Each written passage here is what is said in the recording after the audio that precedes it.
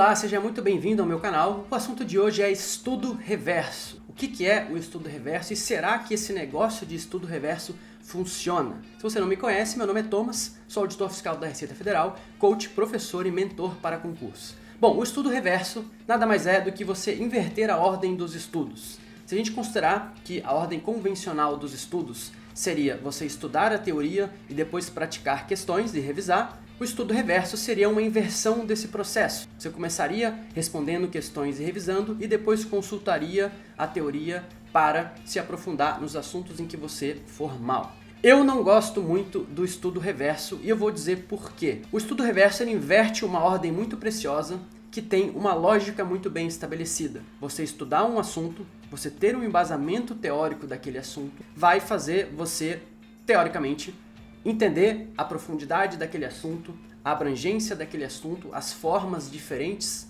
de se cobrar aquele assunto, e na hora que você for fazer uma questão, mesmo que você não se lembre daquele assunto, que acontece na maioria das vezes que você vai começar a fazer as questões, você não vai se lembrar do assunto, mas isso não tem problema, porque isso faz parte do processo, mas pelo menos você teve uma noção da abrangência daquele assunto. Quando você resolve uma questão, antes de ter um embasamento teórico, você não tem a menor ideia da profundidade com que aquela disciplina é cobrada. Então você começa a responder uma pergunta e você, na hora de revisar, na hora de achar aquele embasamento teórico, você não sabe o quanto que você vai ter que se aprofundar. Isso fere uma lógica muito bem estabelecida, na minha opinião, dos estudos. Então, se você começa pelo estudo reverso, você sempre vai estar perdido nas questões. Você vai demorar muito mais para aprender, você vai ficar muito frustrado porque o seu índice de acertos, que em circunstâncias normais já começa baixo, né, e depois você vai evoluindo, é o processo natural dos estudos, no estudo reverso vai ser ainda pior. Você vai começar resolvendo questões de um assunto que você nunca estudou,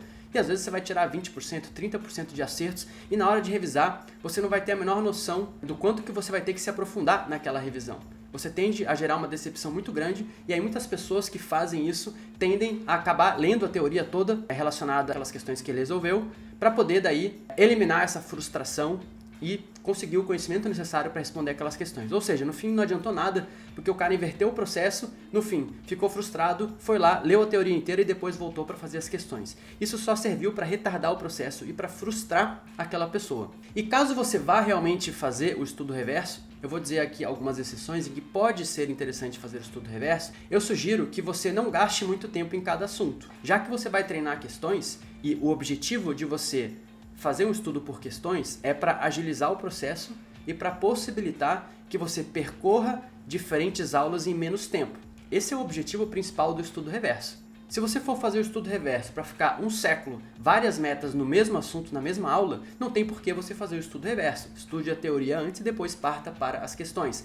Geralmente, quando a gente estuda por questões antes, é porque a gente quer agilizar o processo. Então, tome muito cuidado com isso. Se você for fazer o estudo reverso, mesmo que você saia mal, mesmo que você sinta que ao consultar as resoluções referentes àquelas questões que você fez, mesmo que você sinta que isso não foi suficiente para sanar por completo aquele assunto, que obviamente não vai ser, porque senão você teria que estudar toda a teoria, na meta seguinte vá para outro assunto e aí algumas metas depois você começa a revisar as aulas iniciais para que você dê esse intervalo de tempo. Se você começar a trabalhar um assunto e no dia seguinte já quiser revisar de novo aquele assunto, você não vai dar o espaçamento necessário para deixar a sua memória trabalhar e você vai ter uma falsa ilusão de que você aprendeu algo que na verdade apenas está na sua memória de curto prazo.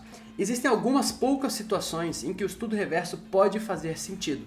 Vamos supor que você está estudando para um concurso grande com muitas disciplinas, e aí na hora que sai o edital, como quase sempre acontece, principalmente na área fiscal, na área de controle, enfim, várias novidades apareceram no edital. Você chegou à conclusão de que você não vai ter tempo de estudar tudo, normal. Só que tem algumas disciplinas que são de importância um pouco menor, e aí você pode abordar essas disciplinas que são menores por meio do estudo reverso. Isso você pode fazer, não vai ser um estudo formidável que você vai conseguir fazer referente a essas disciplinas, mas para disciplinas menores e mais simples, principalmente aquelas disciplinas em que a lógica faz muito parte da resolução das questões, como administração geral, por exemplo, é uma disciplina, às vezes auditoria, algumas questões, você consegue olhar e resolver pela lógica. Então, nesse caso, pode ser mais produtivo, já que você tem pouco tempo e precisa dedicar o seu tempo para as disciplinas de melhor custo-benefício, essa é uma das principais coisas que você vai fazer no pós-edital. Para essas disciplinas menores e mais simples, pode ser interessante aplicar o estudo reverso. Mas perceba que o estudo reverso é um estudo que você aplica quando você não tem tempo, quando você precisa, de certa forma, improvisar e lidar com uma grande quantidade de disciplinas em pouco tempo. Você vai priorizar o seu tempo para as disciplinas que vão te dar